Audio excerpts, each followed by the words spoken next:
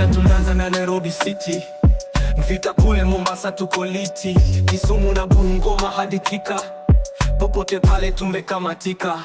This is Slickers #1, hakuna wakufika tamu kama fun. Wakenya wote ngajua hapa ndio home, vibes ni fresh hakuna dom. Nakuru, Eldoret ya nguvu, Machakos, Naivasha nko wapi huku, tukiwa Garissa hadi Meru town, shalo zangu zote no one left down.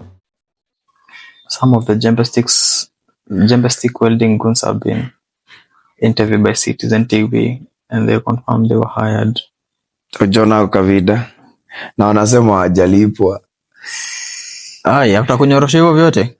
Baadhi so wanasema wajalipwa, kuna wengine wanasema wajalipwa. Wanasema wale ambao baada ya shughuli watasukumwa mali pale 1-2. Young men hired by politicians to disrupt or altogether stop protests that had been slotted for Tuesday in what is emerging as an officially sanctioned assignment, complete with the blessings of the security agencies. Goons linked up with the police to patrol the streets of Nairobi on Tuesday, ostensibly to prevent protesters from entering the city. Let's hear more from Citizen TV's Ode Francis. Kuna as much as tunasoma poverty nimepeleka wase hapo. Tumina feel pia kuna level ya ufala. Pumbavu. Jo, kuna mse baki yake ilichomwa, si ndio? Yep. Na beta si mmoja kadhaa. Umelipo hiyo 2,000 yenye the Gunzi leader alisema on that TikTok live. 2,000 plus ile video tulikuwa tunaona yule boy alipigwa akachomwa. Waza kuchomwa ni wase kadhaa. So kuna that bit ya kupoteza maisha. Kuna the other bit ya kupoteza property. So okay, there's a discussion around story ya kama mtu anaweza sue whoever, as much as inakuwa alleged that ni Sakaja. Is there a possibility of either suing him or suing whoever is responsible? Kwa sababu ule dem nakumbuka kilia, I think ule alikuwa brake mdogo. If anasema huyo jamaa aliwapeleka think twice, akawabaya nguo, akawatuma endo wa disrupt ama watoe wa mama kwa hiyo street, does that really warrant, as much as watajaribu kucover up, CCTV itaendewa, niko sure watajaribu kuficha hiyo story yote. The statement issued by Sakaja to me ni bullshit. The statement yake ya kujirecast from this whole thing, I feel ni bullshit. But hiyo yote kando, Sakaja ni part of the status quo as the system, kujaribu kuprotect ndio endelee ku loot more, ama endelee kusumbua watu. I don't care how foolish mse anaweza kuwa, utoke kwako juu ya 2K. Sawa, labda daily income yako ni punch kienda mjengo mali fulani. Hizo ni siku 4. But umeuliwa. Ule boy alikuwa anasema kuna mtu mdogo. So ukiuliwa, mtu yako semeta hiyo 2,000 ulipewa cash, as much as anasema wajalipwa. Let's assume kuna wale walipewa cash kama ndio 2,000. Umefeed mtoto wako for siku 4. Umemwacha bila msao kumfeed for the future. Sasa inasaidiaje? Inasaidia nani? First of all, you're suing. Nani anasue? Tuassume ni your sister, huyo boy anasue mwenye alifanya waende, ama ni sisi tunasue the financier, naito financier of the paid goons. Who is suing who? This is a concern that inaguza the public, ndio. That is the task of the ODPP, to sue any person on behalf of the public. So any public prosecution is actually being orchestrated by the ODPP. So DPP will forward the file to DCI for arrests and recommend On Tuesday, this week, peaceful arraignments to the court, wende wajibu mashtaka. Ni kama ni prosecutors basically. In fact, your DPP I think iko na mahali prosecution, public prosecution, ndio. Office of the Directorate. DPP inakuwa Directorate of Public Prosecution. So DPP ni Office of the Directorate of the Public Prosecution. Yeah, financial mwenye na finance hiyo nini. Akona some accounts ambazo anafaa ashikwe. Ama hukumiwe because sio ni kudistract peace. Yes, public na incitement hiyo ni ya pili. So na hata hizo incitements ndio zinafika hadi Hague. Ama Ocampo 7 walikuwa huko juu ya nini, si incitement? Yes, that led to how do you call it, extrajudicial killings, that led to it was more of violence, the whole violence thing that happened, na massacre ya watu. What do you call that? 207 nini? Post-election violence, but it's more of like is it like a civil war? It's more like genocide. Something like that. So hata our goons and there is a narrative nasikia, na nilikuwa nimepost nikasema msipochunga wase watachoma nchi. Bro, watachoma nchi because our narrative kanaanzaga huko juu. Wanalipa like people like those Swale Sonko, people like Kina Gaucho, wasi ambao wako na influence, cause Swale Sonko anaulizwa sasa ukipewa do na unaweza mobilize like 200 youths, takataa. Yenyewe it makes sense.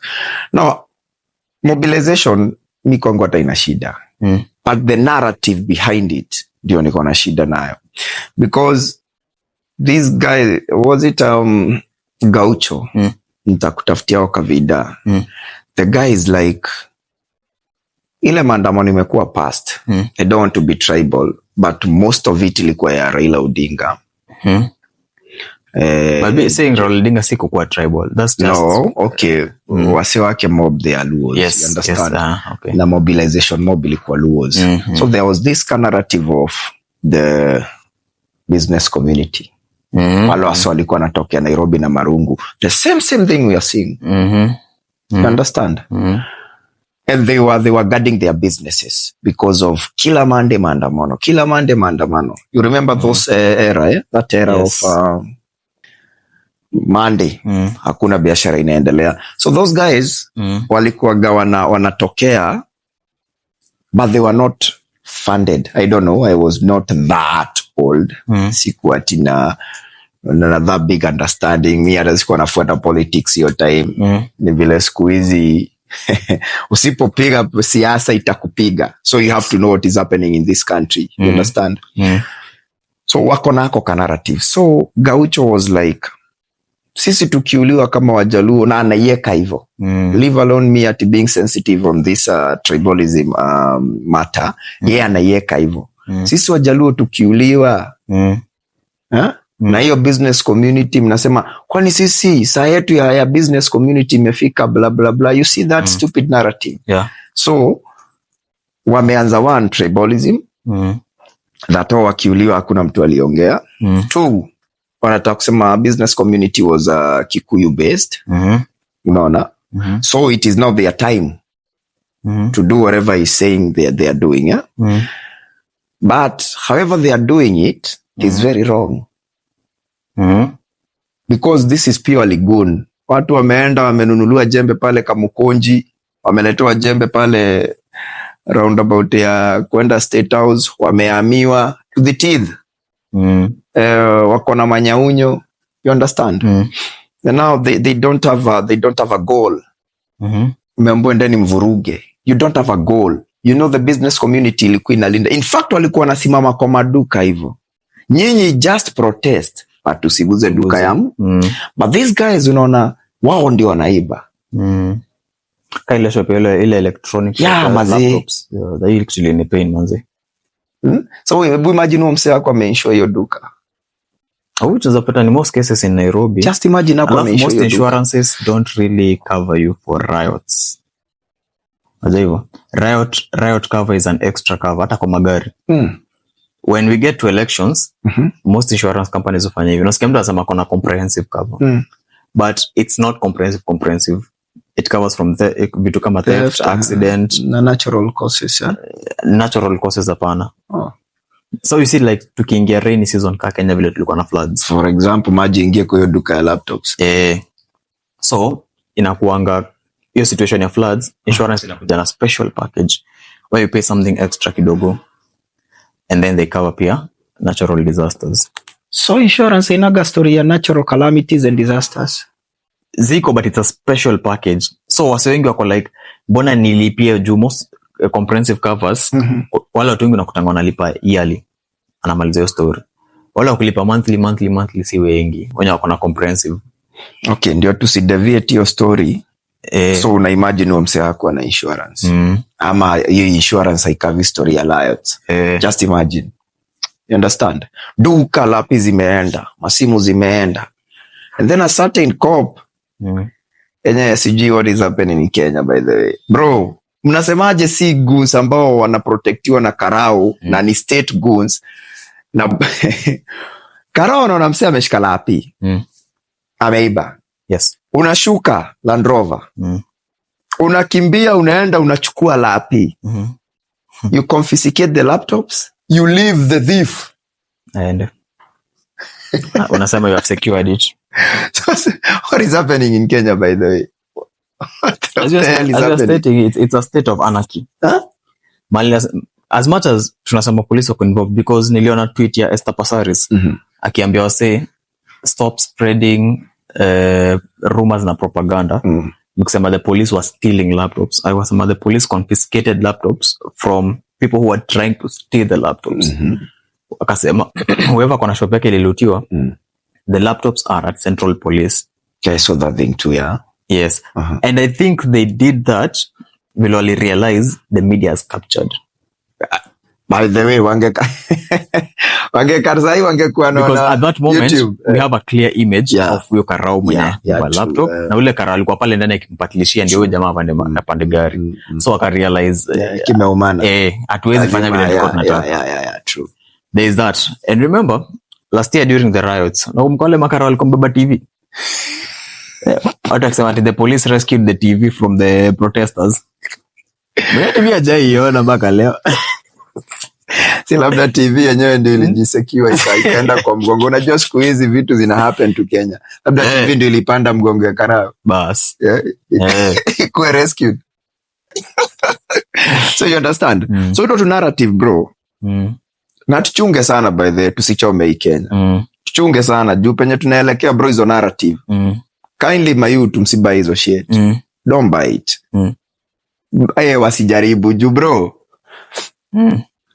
The narrative ya kwenda kuvuruga tao and then the youths ambao wana the Gen Zs ambao wako peaceful wana protest waanze sasa riot na these goons. Ni vile tu walikuwa kidogo. I had someone explaining mbona sijui ati kuna wengine wanasema walikuwa mbao. So nauliza mbona huyo mwenye alilipa mbao. Anasema because alikuwa afraid. No, 20 people, 20 goods. So ako like the financier was afraid angewalipa wapo tena nado. I think hiyo kitu nimesikia Spice FM katafuta waka video. So alikuwa anasema amewalipa nika insurance kidogo, amelipa wase kidogo juu kama hata walipa mtoke bila kufanya job. So alafu kulingana na zile story nasikia ni kama they were haikuwa group moja ya magoon. I think ilikuwa kadhaa. Kuna financier huyu, kuna ule mwingine bla bla bla, but the goal was one. You understand? So just imagine majenzi wangebai hiyo nini. So ingekuwa ni chaos tao hapa 1-on-1. Unagete media na capture. Sasa gava iko na kitu ya kuongea, iko like you see, this is why you have to ban what maandamano. Wengine wanasema sijui wametumwa wadunge wa stabo mama bro, but you kitu ili ni pain. You know, the strategy around it was, if you hurt men, society imezoea. Ni kawaida tu ya. Wanaume walipigana wakaongezana nini. But if you say men went ahead wakapiga mama, that's a whole other thing. Hiyo ni story mkubwa. In society. Yeah. So, hata ikweni tuliona goons, wala beba rungu na nini, wakiwa na makarao wakaenda wakastab mama. The thing will always be protesters. Ni ndo mlikos wa mama na wasichana waumizwe. Yeah. So, you'll be fought by women. And remember, wale watu wengi wako na mama kwa nyumba zao, wenye ni mama zao, wako na mabibi, masisters, itakuwa kubwa sana. So, itakuwa, ukienda protest, you want to kill us. Kama your sisters, your aunties, mothers. Alafu, based on the fact that watu wengi wana respect women, they'll say, okay, nistaki kutokea, ikaini kama, I'm fighting our women. Hiyo ni direction walikuwa watakwenda. Thank goodness it did not happen. Yeah. Na nasikia the amount of money that is alleged Gaucho alipewa, hiyo 2 million akapatia Swale 100k aende alipe vijana.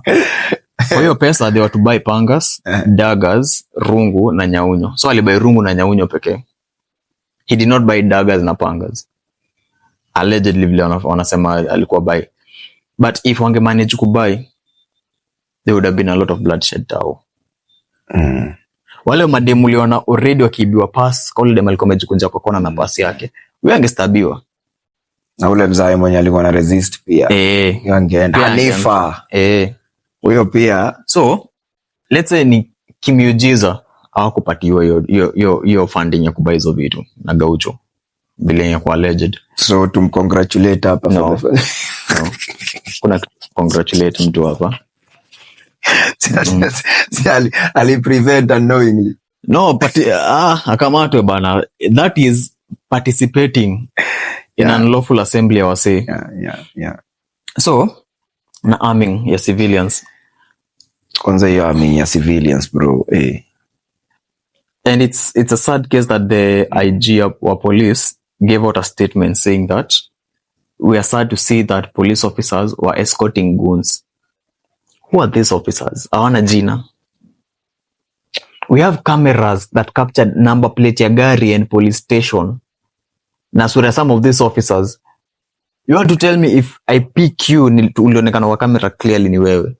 Utaniambia ulikuwa nani kwa hiyo gari? You know, I was listening to someone explain about the Obi occurrence book. Ni matukio. Let's call it occurrence, ni matukio yanavyotukia. Yes. It is not just at unaenda una report. No, it's a step by step process. So hadi wale makara walienda kuhandle hizo protests. Kama alitoka Makadara, Central, Langata, I don't know, Kamukonji, bla bla bla bla. Wameandikwa pale kwa Obi. Makaro fulani, constable fulani, OCS fulani, hivyo mulienda. Na mkienda si mnaenda na gari hiyo nini. So they know. They know. Wanajua ni nani alifanya hivyo, nini inaendelea, bla, wanajua. So I don't know the Kenya we are living in. Na sijui hata tunaelekea wapi, juu ni kubaya. You understand? Mi ile kitu tu naweza urge my youth na public. Mazee mkae rada. Be aware, ukikuwa manipulated be aware. Hiyo upuzi ya kupewa dosi sijui uende, bro, tutakupiga tu na tukuumize magoti. Wengine watachomwa. Why? Unajua sisi tunawapiga ati because you want violence against them, you're protecting yourself. Yeah, unamsia na kamna rungu tadu. Understand? So, kindly my youth mkuwa aware.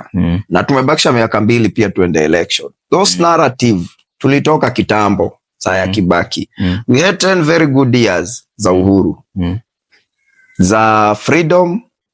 Kibaki yeye ndiye alituletea hii freedom, uhuru akaendelezea. Yeah, as I was saying, my youth men wamesoma, my age mates wamesoma, wale wazee kidogo kuniliko wamesoma, wale wenye ni wadogo kidogo like 5 years hivi. Hiyo ni era ya Kibaki. wenye wamesoma na Uhuru pia, those guys are educated. So if venye unasema walikuwa hata kumaliza, you said free education. Actually it's posing as a threat. Yes, to them I can say that, but mostly because they have an excuse here. The government is unable to keep up, work on a lot of debts because of hiyo, and now they're returning back the whole burden. Hata si ati ile kidogo ya wazazi tumerudisha tuition. Wazazi mlipe tuition, tulipe. So remember they had already banned tuition. If ni kitu kama hiyo tungesema okay, probably it's something we'll have to do without for a few years as we strategize story debts na nini.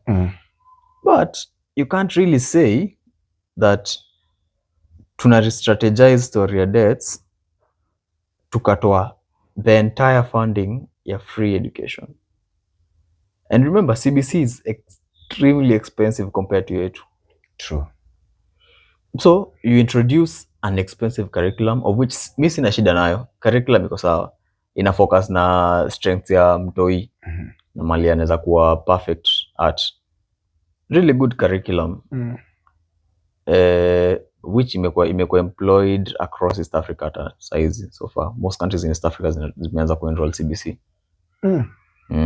Uganda walianza mbele yetu ama ni sisi pioneers? No, ni Kenya ilianza.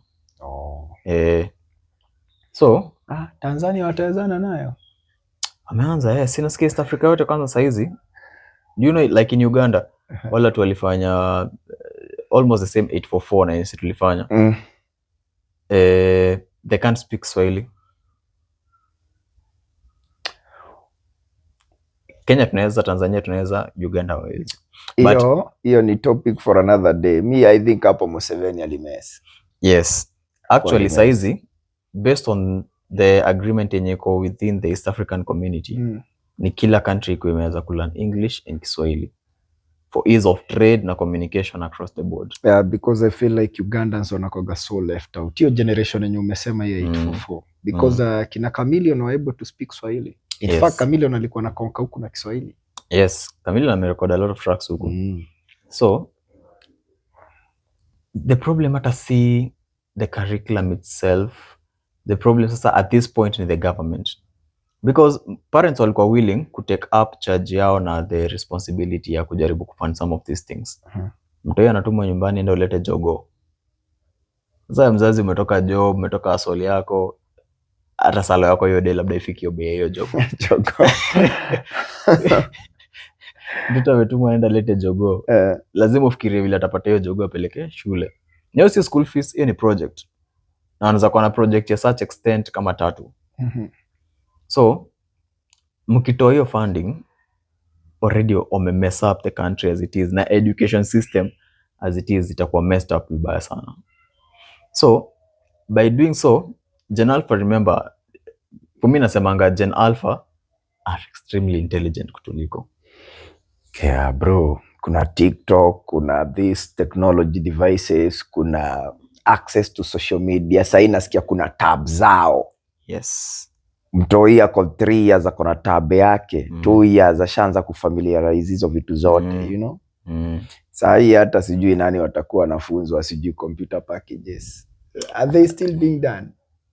No, computer packages not really. Zinafunzwa as part of primary school education. Sisi mazee pale ukitoka form 4, teke computer packages. Yeah, you get familiar with this, you know how to use a computer. So this whole topic imetoka from them looking at ways za ku make sure that ikikuja ni decision making and the youth speaking up, they are trying to squeeze hiyo tap iache ku leak. So they're like, you have too much knowledge and it's leaking even to the people who did not get that knowledge. Kuna wase wengi sana wamejitolea mimi na educators wao. Wameeducate mashosho zao kuhusu hizi vitu, maanti zao. Msema amekaa chini ameonyesha, juzi nilikuwa naona on TikTok. Msema mwingine anasema ndio kutoka hapo ushago, nimeambia aunti yangu Kasongo ni devil worshipper. Hawa watu wanakufa hivi ni damu wamesacrifice. Ati amejump vibaya sana hata kumsikia. Hata amechoma ile shuka yake ya UDA. So kuna generation ime come up na different ways. Unajua nasamanga propaganda meets propaganda. Ile design ya Itumbi alikuwa na system ya facts. Sasa wasa wako like, mnaanza propaganda, chatuone itaenda wapi. The guy ameoverwhelmiwa, amelemewa sana manze. Unajua kuna kazi ngumu sai. It's really hard to defend umse. Hata ukiangalia ile debate walikuanga nayo ya after Butere Girls.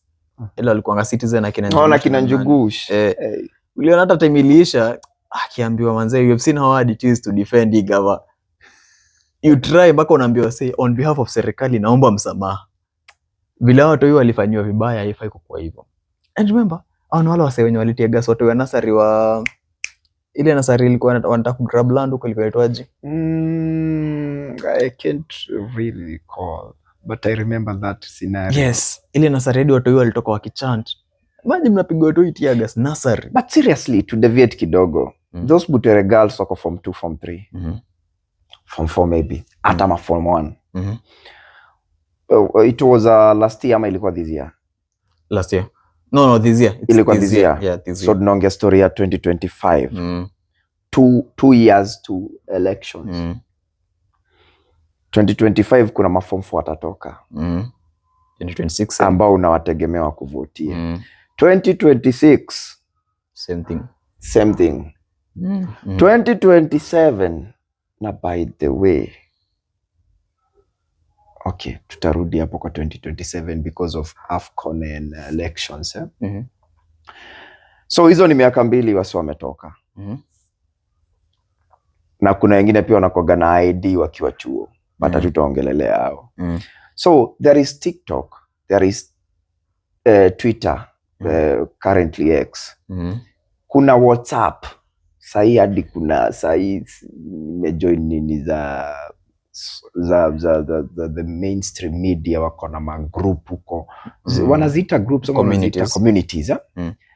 So any news unazipata at the palm of your hands. So sahi wasi wako na information. And then you go on to mistreat those school kids. Wanaona Kenya mzima. Huyu jamaa ana expect atapata votes kutoka wapi? You see? Okay, turudi hiyo story ya AFCON na CHAN na nini. By the way, elections itaholdiwa mwezi gani? August. But finals za AFCON I think ziko 30th August. You see, according to them, they don't expect elections to interfere with AFCON. They expect ninyi mpige kura, maliza wala anaenda kuona mpira waende waone mpira. Na zitakuwa paka saa. The finals they are scheduled to be in Kasarani. Yes. That's more international. And I think that's why pia wanakimbiza kumaliza the what do you call it, Talanta Stadium. Oh, Talanta iko ile pale Ngong Road. So hii shughuli yote kupigadi imefika hadi point yenye nao, kama wewe ni mzazi, just know that all this fight is not aimed at kusumbua watoto, pia ni aimed kukusumbua wewe. Juu utakuwa like, kama si nyinyi hii serikali ingekuwa inatufanyia hivi. Na get? Kasi nyinyi mlienda streets, hii serikali ingekuwa sahihi inasema we need to be paying 100% school fees. Bro, inaenda kukua a burden already as it is. Tukiwa na free education, kuna watu waendi shule at all as it is in some areas. Primary ama both secondary school? Both. As much as ni illegal because according to nikiangalia hapa article 53 1B of the Kenyan Constitution inasema it guarantees free and compulsory basic education for every child. Basic education is simply primary and secondary. Nivo.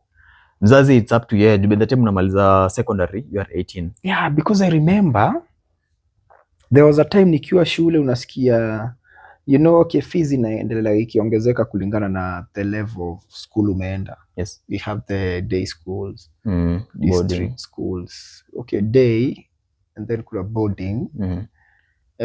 But sasa kuna level ya district, ka zone lama region, kuna county, kuna I think they are called extra county schools Yes. before fike national Nationals, school. yeah. So hamsomi na school fees moja. But there was a school nikiwa nikisoma unasikia wamelipa the whole term 3,000 na hiyo ni juu ya food. You understand? So lack of money maybe ya kwenda boarding school and Equity really tried the wings to fly and everything na sponsorships kadhaa. Lack of that kind of money ama monetary capacity, the capacity, not just money, si pesa tu ya school fees, kuna pia upkeep, kuna basically uniform, facilitation haikuhindi kutosoma. You can just go to a day school there and utasoma do it, yeah. Just 3,000 sisemi ni pesa kidogo but 1,000 on a monthly basis hata mzazi unajituma, you understand, it's manageable. Na day school unaweza pia unakaa na hiyo ni ya kukula, in fact kusoma ni bure. So I understand ukisema hiyo do ikitolewa, if that budget imeondolewa, it will be a lot of burden. Yes. Because I remember my aunt akiwa shule kuzesi wa era yetu ni wa GCSE. Okay. EGCSE. No, they were the first lot. Yeah, 844. 844 I think so. Because akiwa primary alikuwa ananiambia alipata sijui 500 marks out of 700, something like that. So I don't know that kind of system. I think ilikuwa 844 but ilikuwa na 700 marks kwanza Raima. Unaona si tukifanya 500 wao walifanya 700. So I remember alikuwa ananishow Kibaki ndiye aliintervene, wamefanya exam wase wengi venye Kibaki aliingia 202 203 aka clear, wale wase wako wamelipa fee they were able to get their certificates, you understand. So for them it was very hard kusoma before Kibaki. It was really hard, school fees blah blah blah. So I understand ukiniambia inaweza kuwa threat but again, so ukitoa free education na uko hapa hata tu assume uta rule for 10 years natafuta hii jina kusquander ushaharibu hiyo yako ya kwanza like 3 years yeah, because tunaelekea August. Yes. As we are recording this video tuko June. So yes, 3 years imeisha, bado 2 years to assume hata utapata zingine 5. Those are just 7 years. So itakusaidia aje wase kutosoma ndo wapunguze knowledge wewe kama mwenye una impose hizo rules and regularities. Because it's just 7 years ambazo utakuwa, that is kama utakuwa kwa office. So huyo ni mtoto ambaye ameingia grade 1 hadi grade 6 kama 7. So utakuwa na 7 years ya watoto ambao ni wajinga wapumbavu sana, which is the most critical level education. Yeah. And by the time unakuja kuleta hiyo upumbavu, you won't be there. So unaharibu kwa nini? What is the need of kuharibia hata wale wasota kama kuwe? So wakikuwa wajinga, those 7 years tunazishikanisha au kagap tunakafunga tu kama watu wanaelimisha mashosho wao saa hii. Na ni gap ya kitu 40-50 years. So 7 years hiyo ni miaka kidogo sana. So I don't get it. I feel like igava ina make blunder after blunder zikifuatana, and it's as a president there are things you don't say and do just hivi. You need to take a step back, uko like nimechoma, let me try rectify. Unajua kuna ile like acha nijaribu, at least mlisema kitu fulani work, sha example, si ndio? Hiyo ni kitu imempiga vita sana juu inakata cross wa watu wazima nani. Everyone in Kenya is affected by that. Watch and make sure this one thing ina work. Take whatever NHIF was doing, improve. Now get by improve means unataka ikuwe universal, sawa, but haiwezi kuwa juu saka sahi kuna some people the other day They want SHA to be universal. SHA is basically universal healthcare. Oh. It's part of the UHC, universal healthcare plan. Okay, hebu ni explainia hiyo tukiwa na wa viewers hapa juu pia mimi sijui. So NHIF ilikuwa na category fulani, but like kuna watu walikuwa wanalipa sijui punch, kuna watu walikuwa wanapata better services than the others. So SHA is meant to equalize so that everyone gets proper medical attention. But has it done that? No, so by universal si ati ni kumaanisha ni worldwide. No, universal means that it cuts across worldwide. Man, tumeshindwa hadi kufikisha. Ndio nilikuwa hapo niko like level 4, level 5 zipatiwe nini, hata si level 6. Aziezi offer services.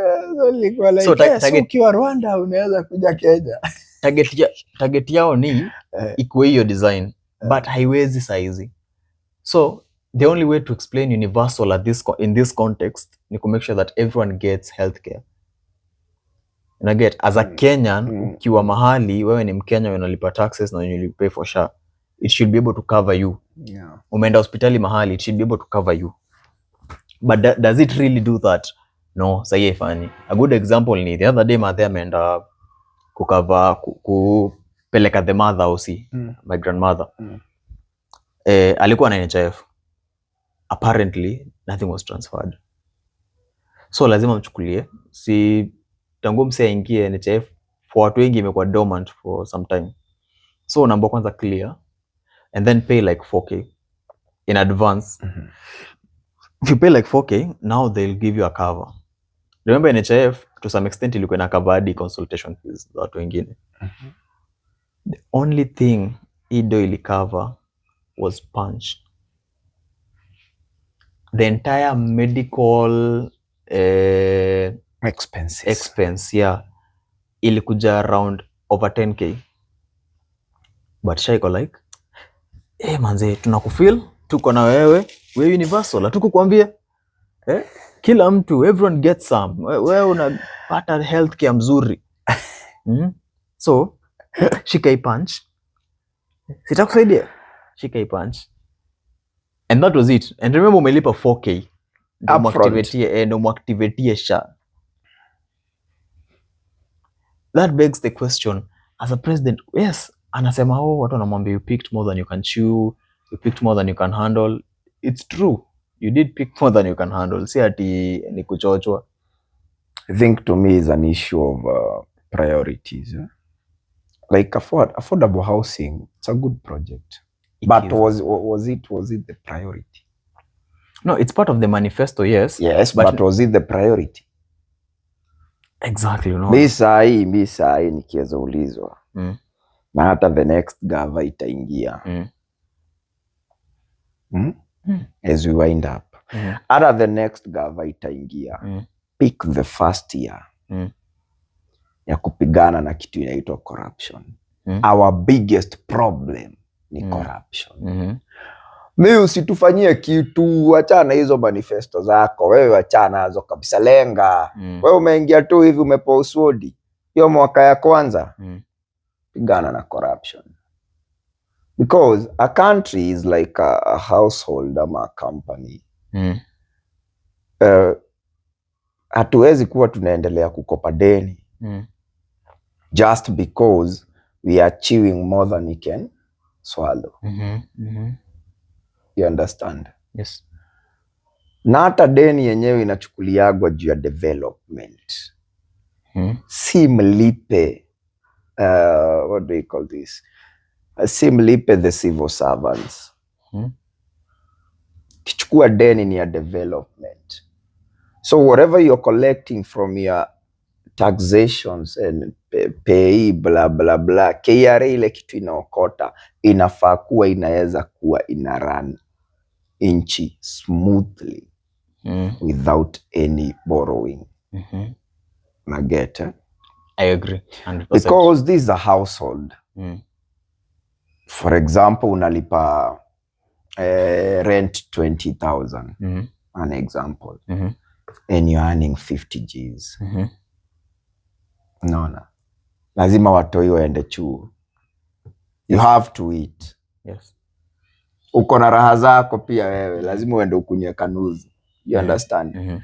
So umebaki na 30 Gs ndo inakulwa, ndo hiyo household wanakula, ndo wanabai manguo, ndo wanafanya, ndo raha, ndo kidogo kidogo napeleka watoi sijui pale Garden City wacheze. You understand? So what do you do ukirealize hiyo ndo haitoshi? Watoi lazima wacheze? Hapana. Priorities. Keja lazima tuishi ya 20,000. No. Unapunguza. So unapunguza expenses zako, unapata zimeland kitu kama 30 Gs. 20 Gs sasa inabaki ni ya 10 unaweka maybe savings na 10 maybe inaenda kwa school fees ama vitu zingine. Unaget? So the same thing na country. If we are unable to survive by what we get, there is nowhere.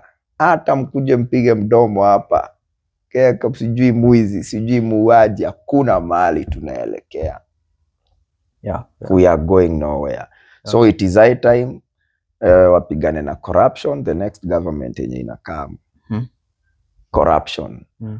Umeuliza kulikuwa na cabinet meeting na the president juzi.